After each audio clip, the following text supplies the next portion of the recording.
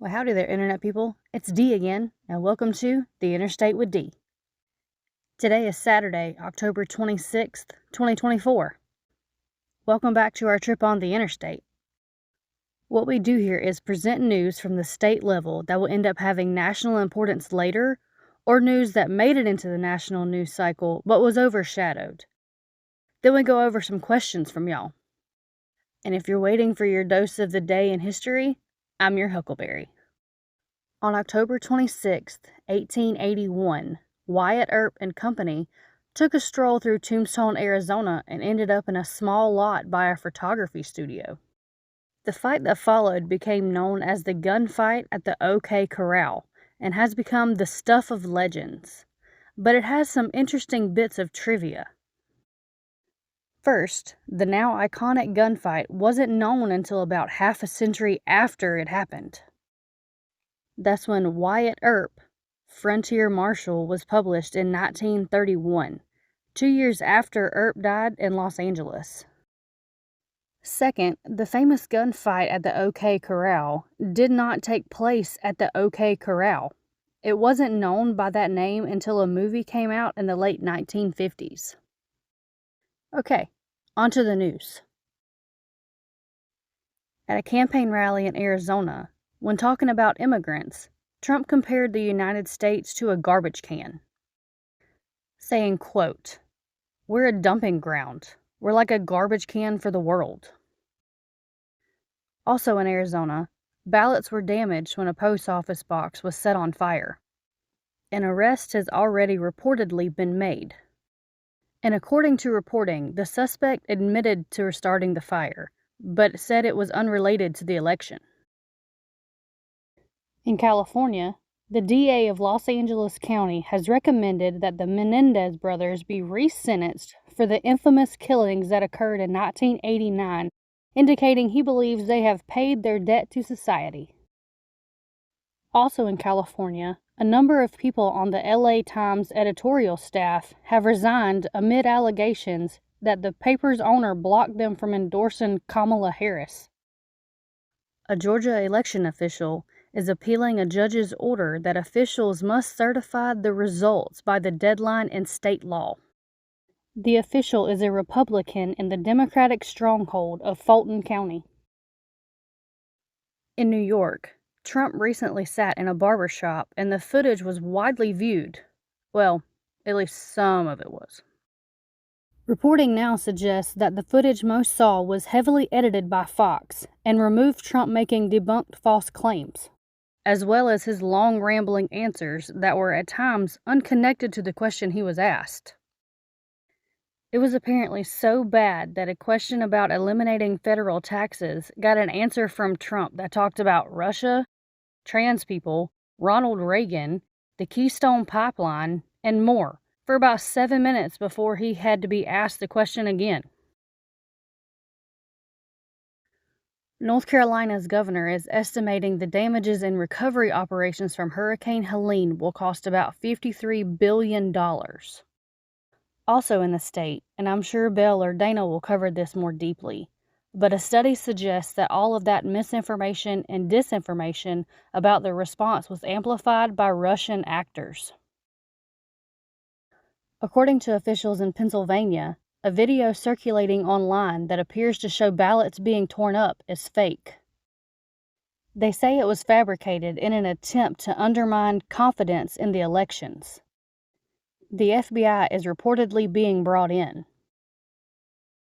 In South Carolina, the state is preparing to put up its first statue honoring an individual black person on the state house lawn. The statue will be of Robert Smalls. If you aren't familiar with his stories, definitely check it out. As you read about the theft of the boat, the memorized hand signals, the trip to freedom, his career as a statesman, and everything else, you'll begin to understand why officials have indicated that they have no idea what the statue will look like because they don't know which part of his legacy they want to depict. Texas political observers are watching a last-minute move by Democrats who are supporting Representative Colin Allred and are pumping millions into supporting his campaign for Senate. It looks like the Democrats believe they might be able to unseat incumbent Senator Ted Cruz. In Washington state, union leaders rejected the latest offer by Boeing as the strike continues on. Boeing recently reported a $6 billion loss, and the longer the company fails to find a workable offer, the more the losses will pile up.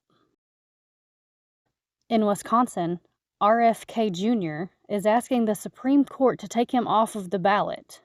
That seems unlikely since voting has already started. And here's your weird state fact for this week. The world's tallest known tree is in California in the National Redwood Forest. The tree is named Hyperion, after the Greek Titan. There is an attempt to keep the exact location of the tree secret because of the visitors degrading the surrounding areas. I happen to have the exact coordinates. It's 41 degree... I'm just joking. I'm not telling you. Besides, the devastation to the surrounding areas has been so severe that the area around it was declared off limits, and a trip there will get you a hefty fine and maybe even jail time. Okay, so moving on to the question and answer portion of the show. Question number 1. What's the most poorly covered U.S. news story right now that you think should get more attention? And will Belle cover it if you say it here? The blue shift, or I think Bo called it the red mirage. It's this thing that happens during elections or early on when the results start coming in. It looks like Republicans are winning everywhere. But that's because all small counties get done counting first, and they tend to vote Republican, and more Democrats use mail-in voting or early voting, or live in big cities that take more time to count. So it starts off looking one way and then can change. Since most people think Trump will try to claim victory before all the votes are counted, I think this should be talked about a lot to just prepare people for it. I don't know if Belle will cover it, but I'll bring it up. Question number 2. You all have very southern accents. I've been to Florida 100 times, and nobody sounds like you do. I'm not being mean, I think it's charming, but I never heard anybody sound like you there. Florida has a weird geography, and when people come here, they normally only go to the southern part of the state. There's a saying in Florida that the further south you go, the further north things seem. The northern, and in particular northwestern, part of the state is very different than the places most people go to on vacation. I can be in Alabama in minutes. A trip to Disney is an all-day drive. In fact, I can get to New Orleans, Jackson, Mississippi, Montgomery, Alabama, or Atlanta faster than I can get to Disney. It takes about the same to get to Tennessee. The accent you hear down around Orlando is because people move there from all over and it blends together. Question number 3. When you pick topics for this show, do you ever skip over news that's funny or interesting but doesn't have a lot of importance? Yes, definitely Google new statue to honor January 6th participants in D.C. I think that's funny, but it doesn't really seem like it'll become national news. Okay, that looks like it. We'll see you next week for another trip. Y'all have a good day.